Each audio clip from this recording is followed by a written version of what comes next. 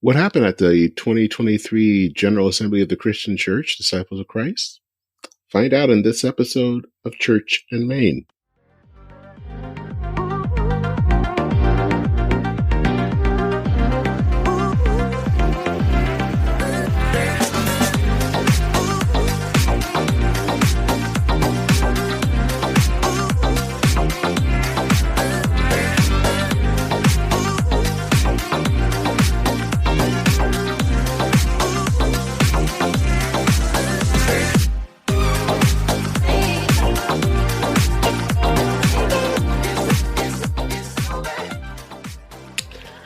Well, hello, everyone. This is Dennis Sanders, the host of the podcast Church in Maine.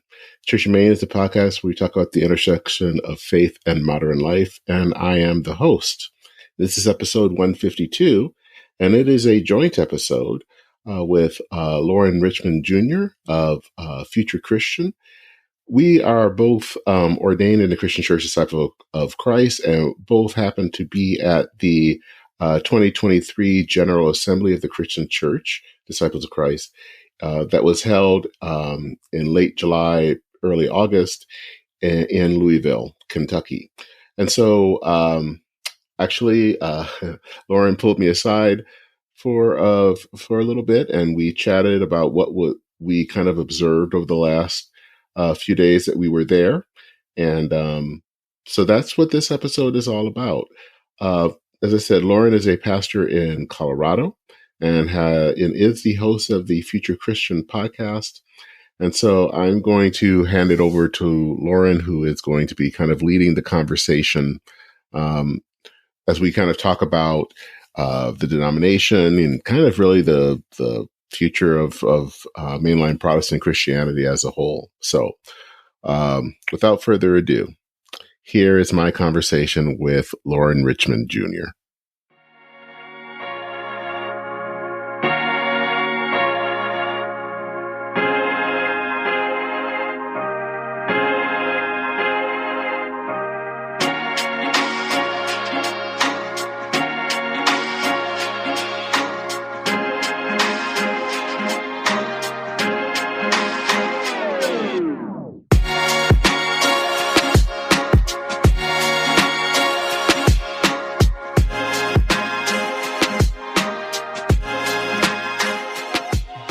Welcome to the Future Christian Podcast. This is Loren Richmond Jr. Today I'm welcoming Dennis Sanders to the show. A native of Flint, Michigan, Dennis is an ordained minister in the Christian Church Disciples of Christ. He received his bachelor's in journalism from Michigan State University and his MDiv from Luther Seminary. He has been a communications professional working for various nonprofits for over 20 years. From 2008 until 2013, he was associate pastor at First Christian Church in Minneapolis. Since 2013, he's been the pastor of First Christian Church of St. Paul in Roseville, Minnesota. He lives in Minneapolis with his husband, Daniel. I should note for our listeners, this episode was recorded live from the General Assembly of the Christian Church Disciples of Christ in Louisville, Kentucky, so there will be a fair bit of background noise, but I think the content makes the conversation worth listening to. All right. Hey, this is Future Christian Podcast. I'm your host, Loren Richmond Jr., and this is another special episode from the Disciples of Christ, Christian Church Disciples of Christ General Assembly in Louisville, Kentucky. I'm here with my podcast pal, Reverend Dennis Sanders, and we had the pleasure of meeting in person the first time, yesterday was it? So we're fast friends here. But Dennis, this is day 3, I think, of General Assembly for the denomination, the Christian Church Disciples of Christ, like I said, in Louisville, Kentucky. I figure let's just talk through, what do you think, what's going on, what have you noticed so far, what is the overarching themes you're paying attention to? One of the things, I had an interesting conversation this morning with pastor that I know, actually from Michigan. Okay. And it was interesting just kind of talking, and this is kind of reminiscent of another conversation earlier in this General Assembly, just about kind of the state of the denomination, especially in his region. A lot of churches have closed. Yeah. And just kind of wondering about what is the future. Yeah. And I think that that's something, for some reason, that just keeps coming to me. And it's not to say that I think our future is dark or that we don't have a future. Right. I'm not in that point, but I'm concerned about that. That I see a lot of churches closing, and even where I'm from in Minnesota, we've seen churches close. So I guess the question I'm sometimes left with is what are we doing to kind of help produce sustainable communities, to help congregations that are, kind of holding on the best way they can, and also to plant new communities. Right.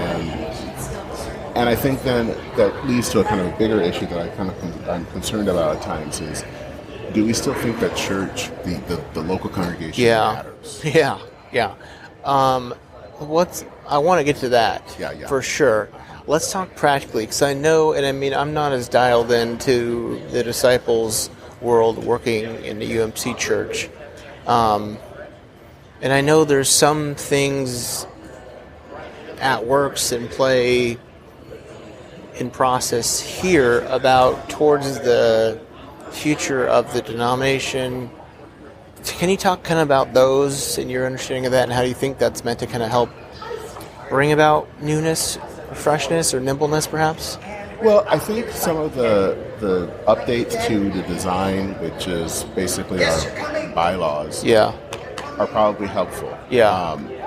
I was a little bit concerned because I was worried they were going to be derailed early on. There's a lot of talk about that none of this mentions specialized ministries. Right.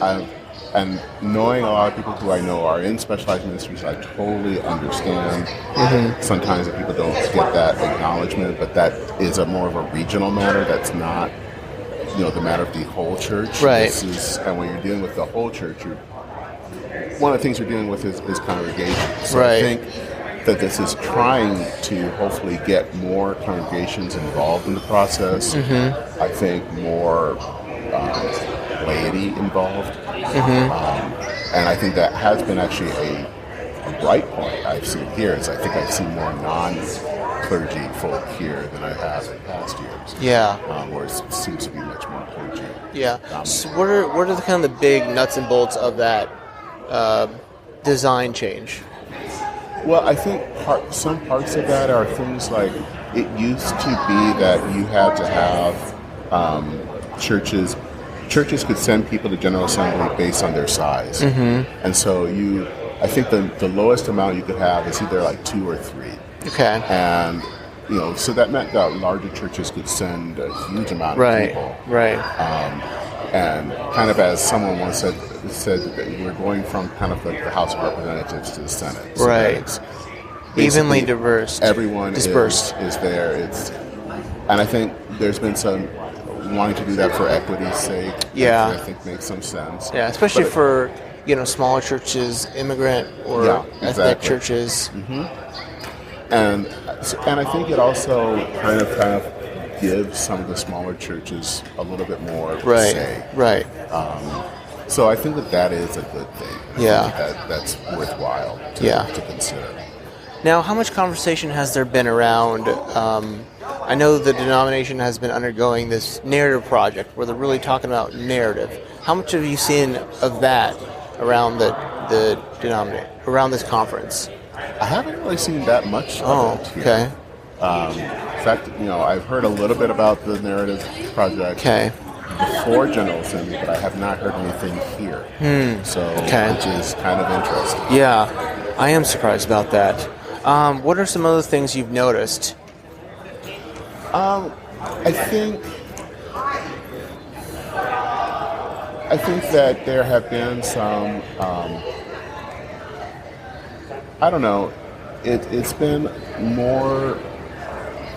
I think diversity in some ways on some of the preaching, which I think has been good. And sometimes in past years it hasn't been as diverse. And what I mean by that is not necessarily racial or ethnic, but I think more in just the scope of perspectives. perspectives. Yeah. And sometimes that has been really narrow. Right. So to have a little bit more wider perspective, I think, has made, the preaching especially much more fascinating. Yeah. And interesting. Yeah.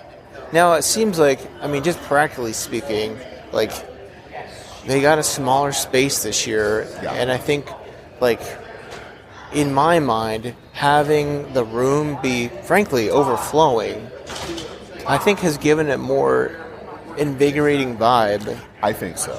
You know, yeah. My only regret, and this is just, again, talking, like, last night, they had a moment of prayer time, and they're playing softly on the piano, I Surrender All. They're playing softly, It Is Well. And I noticed, like,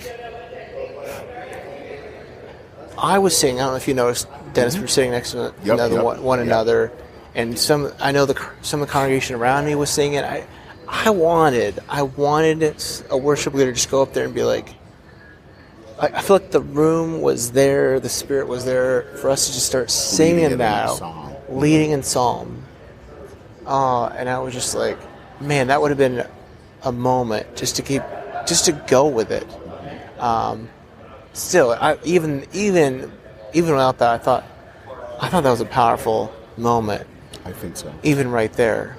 Yeah. What else? What have you noticed? Well, I was actually going to ask you a question. Yeah. And it is last night's worship service was different. Yeah. It actually included more kind of pop songs. Right. That we've all heard growing up high on the radio. Yeah. And so I wanted to get your opinion. What did you think about that? You know, with songs from like Tina Turner. Yeah. I mean, and, the singers are incredible. Yeah, I agree. Incredible. They sang "The Man in the Mirror." Mm-hmm. Frankly, grew up so conservative and sheltered that I did not listen to these on the radio, but I've only heard them in time. I thought "The Man in the Mirror," like, I thought that tracks. I personally didn't really understand what was the point of, Tina Turner is just simply the best, other than that's a poppin' song, and the band and the singers did a freaking amazing job. So, I guess what I'd say, like, I'm not the only intended audience in the worship space. So, I imagine it resonated with others. Yeah, and I'm still taking that in. I don't know. Sure. It's not kind of like, oh my God, I have to walk out. Right. But it was just kind of wondering. Yeah. I mean, maybe this is just, I kind of admitted to it here. Like, I would love to have just some congregational heartfelt singing. I know the night before, they did a song in Spanish that I was like, I don't really know these words. I would have loved to hear the rendition in Spanish and then sing it in English. Again, I know I'm not the only intended audience as an English speaker, but I would have loved to just, because I felt the emotion and the power of those words, even the few I could pick out, and then the ones I kind of Googled, like, what does this mean? And I was like, when it was done, I was like, I want to sing that in English. So that was my thought. Yeah. But I think, to answer kind of your other question about what else have I kind of picked up? Yeah. Is I think that there are, I still think that there is still a lot of good in this denomination. I will say at times I get frustrated and concerned because I think we're not as large as we once were. Right. And so I wonder, how do we renew ourselves? How do we, and how do we, I think in talking with some people, how do we welcome people who may not always have the same opinions on things? And so, and I don't know how do we figure that one out? I mean, I don't know. This is what's coming to mind for me, and again, putting this in context, so listeners don't care about this, but this is reality. I could not get to sleep last night to save my life. I know our new church ministry was hosting a live prayer session that I wanted to go to, but I didn't wake up till it already happened, just because of my sleep issues. And I think, like, I know I told you this yesterday, Dennis, when I was sitting next to you, like, during this prayer time, like, I was praying for you and your ministry and for our collective ministry here as a whole. I was praying for revival. I shared with you yesterday at lunch, like, this prayer thing is kind of new for me. And I shouldn't say new, it's been renewed, maybe the better way to say it. Been renewed in my spirit. And that was one comment I heard during the message, that I wish, this thing about thoughts and prayers, if you picked that up. And I was like, I was kind of like, can we have prayers? Like, I think that's a pretty good darn place to start. Yeah, that, I hear it so much that I sometimes just stop. Yeah. And I get it. If you're praying and you don't want things to change, that's a problem. Right. But we still do need prayer. Right. And I think it would be nice to hear that more. Yeah. And I think the other thing that I would love to hear more, and maybe this is just more of a pastor thing, is that we don't do as much talking about theology. What does all of this stuff mean? What does baptism mean? What does Jesus mean? What does the church mean? Especially that last one. I sometimes worry that we don't know what church means. Yeah. And that was something that I think we once had, but we don't have it anymore. Right. And I feel like we just don't have that generation of leaders that can really think theologically, and then in turn help us as the rest of the church learn from that. Yeah. So, Dennis, you said something, and my brain's fuzzy from pre-aforementioned the lack of sleep earlier that I said we want to come back to. What was that? Oh gosh, I want to say this is great podcasting right here. This is what happens when you ask someone in your mid-50s. Right.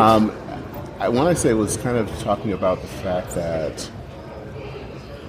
why is church important? Why does it matter? And I worry sometimes that we don't. Yeah, that's what it was. We don't really stress that it is, and sometimes we even give off the message that it isn't important. Right.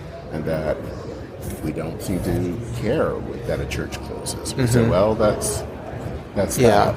And I think that churches matter, I think they've always mattered. I think they matter especially these days because people are longing for community in some way. And there are so few places where we do have community. Yeah. Like, what do you think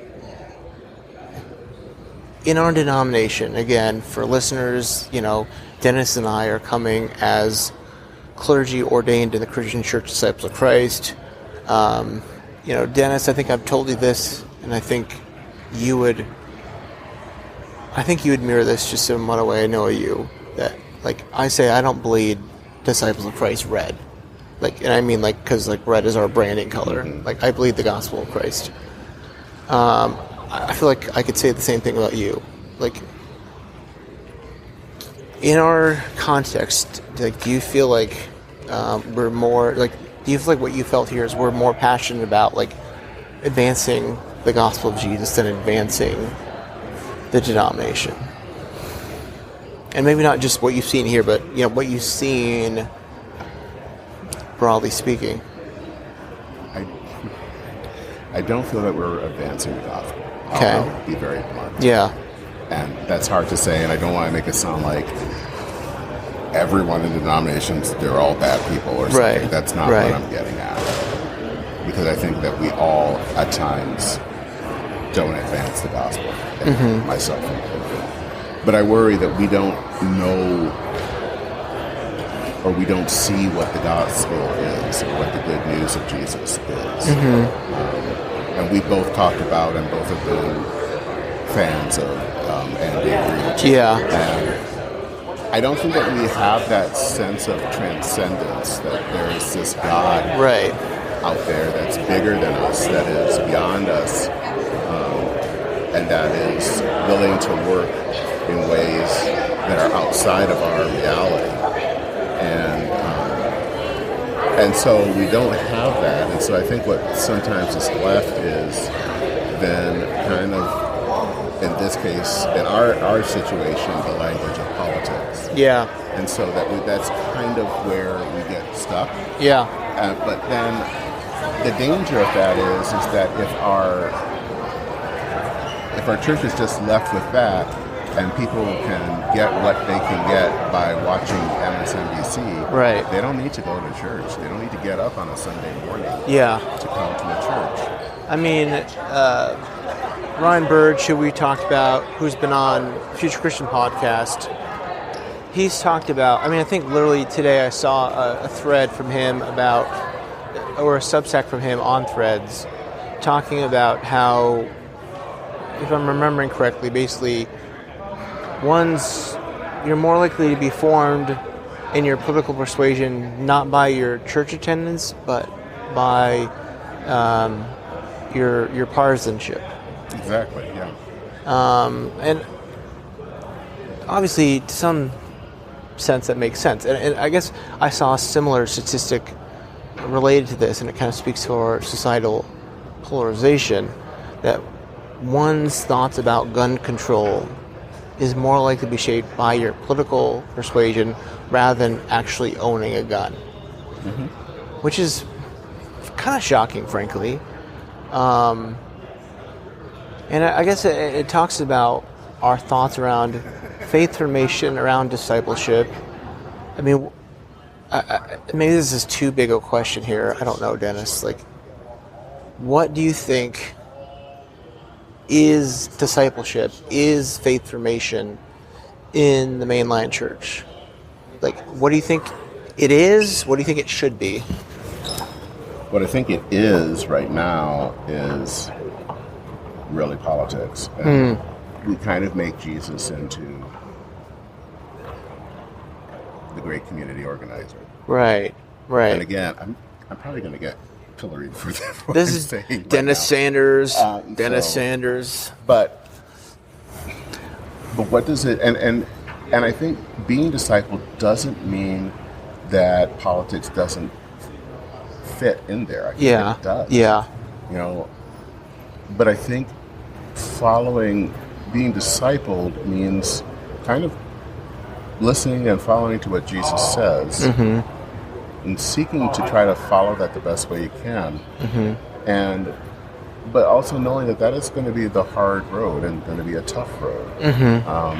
And for that, you need community that can help guide you and can be with you when you fall short, because you are, right? We all are, and that we kind of have those things available to us. But I think right now we don't have that. Yeah. And so what we have are here's if you do these certain things or certain beliefs, right, but then we don't necessarily have it backed up with people, community that comes together to help you. And that I think that discipleship is bigger than a political persuasion. It's bigger than an affinity group. It's about people who gather, I think, at the communion table, and we come from different perspectives, right? But we're all willing to be challenged by Jesus. Yeah. And I think that's also the big thing. I think discipleship is always going to be challenging. Yeah. And I think too much of what discipleship is right now isn't challenging. I think it already adheres to what we already believe. Yeah. I mean, I guess let me offer maybe a contrarian point of view here.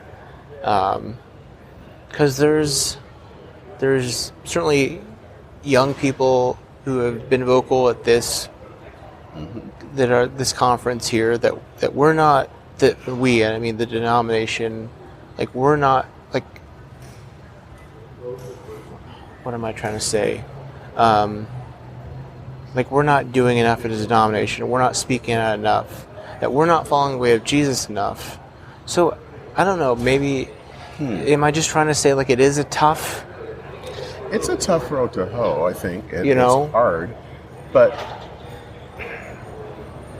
you're not going to always speak out on every issue. Okay, and I guess that's a question, right? Yeah. And I guess... I just came out of one issue, and I think that it is an important issue to bring up, and that's a whole... And, you can have debates on trans things, on, whether or not you want to do puberty blockers and all that stuff, and I have questions on that, but I do strongly believe, I don't think that these bills help. I think that they actually are... They don't help. They don't help us deal with a really complex issue. Right. And it could also be very dangerous. So I do think that those are things, it's important to speak out on that. Let me ask this maybe, because I was in the business session, and this is really nerdy for our non-perhaps denominational listeners, or, there was a business session on condemning Christian nationalism, which again, sort of a no-brainer. I agree. But also, like, someone, I thought, said something kind of in opposition, and I thought actually was fairly reasonable. And she said, hey, like, shouldn't we be doing this in conversation? And I thought, like, that was actually a pretty reasonable take. Because I imagine you'd agree with this, Dennis. Like, no one, freaking cares that a denomination of 500,000 people or less is saying something against Christian nationalism, at least broadly speaking, societally. But B, like, hearts and minds are not changed by us making a statement. Like, we're not, no one is, like, in a disciples' church, home church, being, like, influenced or frankly discipled by conservative right-wing, far-wing voices who's like, oh heck, the disciples denomination just condemned it. What am I doing? So I don't think it's the most, and maybe that's the nuance perhaps that I wish we could make more space for, and I don't know, programming for or training for, of like, I don't know. Is it? And I could be completely misguided here, Dennis. So push back if you disagree. But I feel like we've kind of made these statements, like, yeah, we've done something. I don't want to. It would be easy to say don't just not do the statements, but I think that there is something to them. Okay. Even if we're a denomination, small denomination, right? But I don't think that's enough. Okay. I don't think that you can simply. Okay, we've said something about Christian nationalism, or we've said something about anti-trans stuff, and then think that we've done our work. I mean, I think that there is some part of dialogue in there. Yeah. And, how are we, because maybe the people that we know aren't in Christian, are influenced by Christian nationalism, but we might know someone that is. Right. You might know someone that goes to maybe a more evangelical church that is dealing or have faced that, or you may have a relative that is dealing with this. Right. So how do you engage that person without attacking them? Yeah. And I think that has to be a thing. How do you talk to someone who may not totally get the whole trans issue in a way that's respects them but also engages them? Yeah. And I think that we're not good at doing that. And maybe that's you're putting better words to what I'm trying to get at, is that, like, I want to see more kind of space and maybe, frankly, humility. Yeah. For those who are on the quote-unquote right side of this issue, to be like, hey, I can see how someone would get sucked into that. I don't know. Am I being too like... No, I think that you have a good point. I think that there is not enough. I mean, I get it. I love being like, my team's right, you're stupid. I mean, I get that. I think I've shared this before, but years ago, 30 years ago, when I was just in my 20s and still, and actually basically coming to terms with my own sexuality as being gay, is that there were lots of churches that would be voting on and affirming. Yeah. And they were really hard votes. And one of the things I would always hear someone say after a vote or a decision like this is, now we have some healing to do. Right. But they need to reach out to those who are on the other side and just to try to... That there was something important. There was a sense of humility. Right. There was a sense that the wider body mattered. Right. That I don't hear anymore. Yeah. That has been replaced, I think, with a lot more, I don't know, maybe less humility, more, I don't know if it's arrogance, but it's not the same spirit. I mean, it speaks to like the culture of Malou we're in, of exactly. The individual is like is the preeminent kind of value. And it's like this, I have to be individually myself more than I have to be to the community. Exactly. And the obvious implication for that is church is not going to work. Like we can't be a community together. So, yeah, I mean, that's a challenge. That's a challenge there. Yeah, it is. It is. So, I mean... let's talk positive here. Like, I kind of talked about, like, the worship service really jived me. Seeing people engaged has jived me. Like, what pumps you up that you're going to take home to your congregation from this? I think that there are people who are there to support me and my ministry. I think I've always enjoyed going to the workshops. Yeah. Just because I think they are there to help provide some practical knowledge in some ways, but to know that there are things there to support you that sometimes it's easy to forget. Yeah. That's out there. Yeah. Well, you know what? And I'm sorry for our listeners for going back to this, but I was just remembering, Dennis, that story you shared about the healing. Are you willing to share?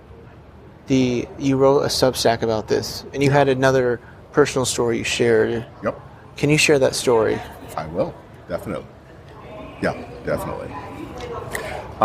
That story happened 30 years ago in the basement of a Baptist church in Washington, D.C. And it was this church, which is actually a well-known church, especially in Baptist circles, was going to hire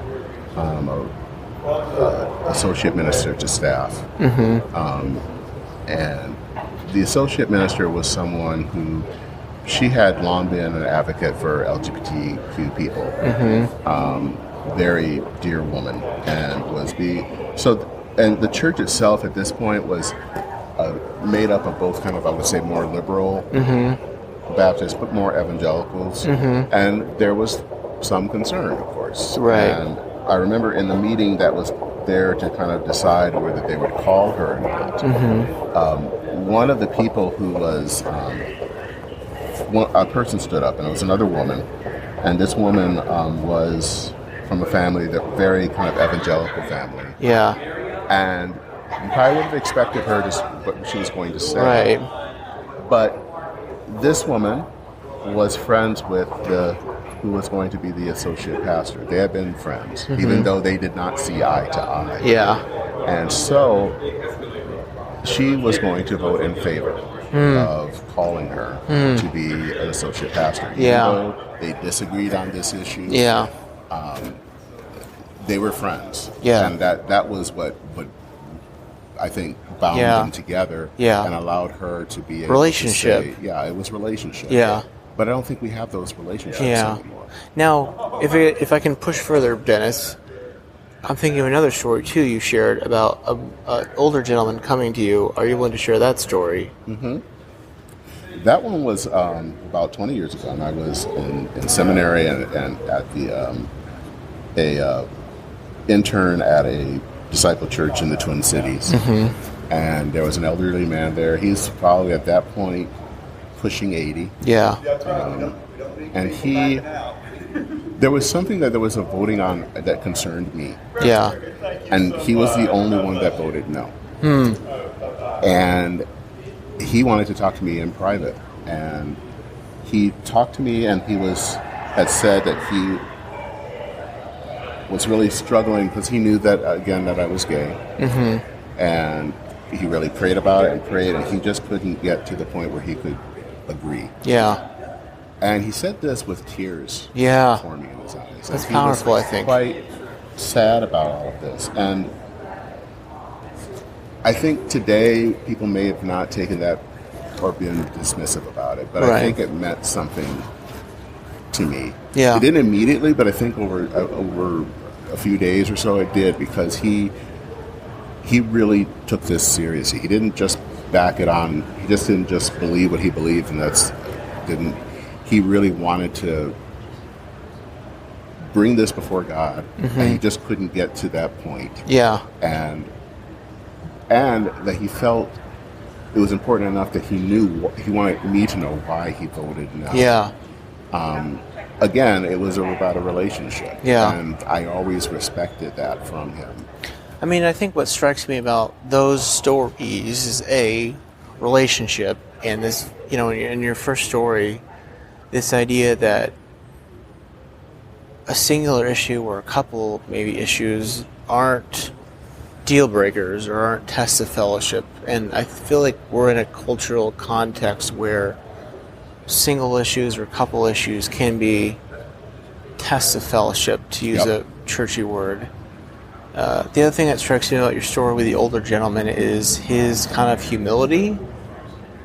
And I wonder, I don't know, frankly, if I would have that humility, and compassion and love to go to someone who I disagree with it. First of all, to have the spiritual commitment to say, I'm going to pray about this, honestly pray about this for, I don't know what he committed, but it sounds like he committed some time and prayer to this. And then say with that humility, Dennis, I care about you, or person, I love you, I care about you, I respect you, I disagree with this.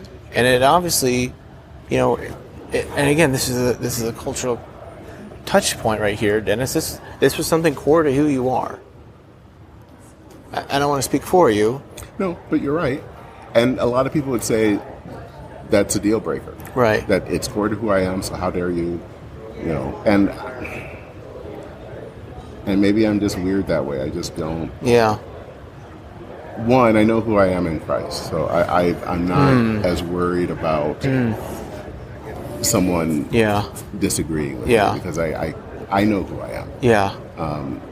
But also, it's important for me that person learn from me. Yeah. And how are they going to learn if I don't give them the space to kind of, because again, wrestle with learning and change comes in relationship. Yeah. Well, let's do this. Do you have any questions for me? Since we're going to kind of tag team this, I think you're going to release this on your show. I want to dominate the conversation completely. Well, I guess maybe a couple quick questions. Yeah. Where do you see the denomination? Where do you see a future in it for you? I mean, that's a great question. A couple of great questions. I think where I see the denomination is, I was just looking at the statistics. We have our statistical thingamajig called Alex, which is like the denominational statistics. I mean, some things are frankly pretty shocking, like the median. Now this is, mind you, 21, so COVID statistics. So put an asterisk by that. But 20 or 22, I think it was. The median attendance is 40 people. Yep. So that's interesting, concerning. Another thing that really caught me is we nearly have in our denomination equal amounts retired clergy as we have active congregational clergy. Now, I didn't see data on the average age of clergy, but I'm guessing if that is so close, it tells you we have, broadly speaking, an older clergy base. So, I think those numbers are concerning. I wonder frankly, that's why I'm grateful to see this conversation around narrative. Like, can we, as a group together, come up with a compelling narrative about not just why the disciples matter? Because as we talked about earlier, I'm not like a dyed-in-the-wool, like, we gotta be the red chalice type thing. But why does what we're trying to proclaim matter? Because I think if we can figure out why what we're proclaiming matters, again, I'm going to go back to the gospel, the message of why following Jesus, like, because I believe, like, following the way of Jesus, if we're really following the way of Jesus, like, these other things are going to fall into place, or they're going to start to, not maybe immediately, but they're going to come around, I believe. I could be wrong about that. That's what I believe right now. So that would be my hope, and I'm hopeful, like, this narrative project, we can come to start getting at least made within ourselves as members of these churches, like, the importance of telling our story, telling why the story of Jesus matters, telling why the way of following Jesus matters, and that can lead to some regrowth and rekindling and revitalization. I mean, for myself, I was just having, I'm not sure how this will play out for our listeners here, but I just recorded an interview with another pastor here talking about new church. And in part of that conversation, I talked about bivocationality, kind of my context, and I think, I think I've come to terms with I'm not going to have. I mean, I don't want to speak for certain, but I doubt I'm going to have another 20-year full-time career in the denomination. Now, I'd love to, frankly, but just for me, I don't think that's going to happen. So I'm hopeful. My passion is church. I was just having a conversation late last night with a pastor, and he said something like, the calling is sort of like you want to do something else, but you can't. And that's kind of where I'm stuck. So, I mean, I hope to find ways to serve. I'd love if it could be within this denomination. But if it's not, it's not. And, that's what I'm thinking right now anyway. Okay. All right. Anything else? Anything else for us? That's it. Well, we both went to the Louisville Slugger Museum. I'll give a shout out for the Louisville Chamber of Commerce, I guess. And the Louisville Slugger Museum is pretty fun. It is. Pretty fun. I have a couple bats that I got. So, Louisville Slugger Museum, check it out if you make your way to Louisville. But yeah, that's a wrap for us today. So again, Dennis, let's do this. I always do this. Let me leave you with a word of peace. So may God's peace be with you. And also with you.